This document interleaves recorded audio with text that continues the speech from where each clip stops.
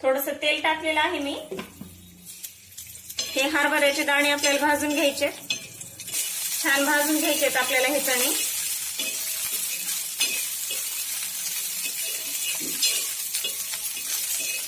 हे भाजून झालेले आहेत, मी एका प्लेटमध्ये काढून घेते आता। हे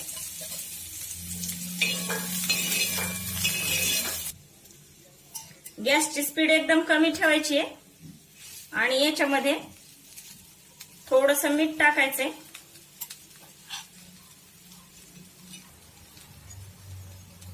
आणि तेल टाकलेलं आहे मी। नंतर टाकलं तेल तरी काही अडचण नाहीये किंवा काही। छान अशी आपल्याला ही चटणी तळून घ्यायची। याच्यामध्ये हिरवी मिरची, लसूण आणि टहाळाचे हिरवे चणे आहेत किंवा दाणे आहेत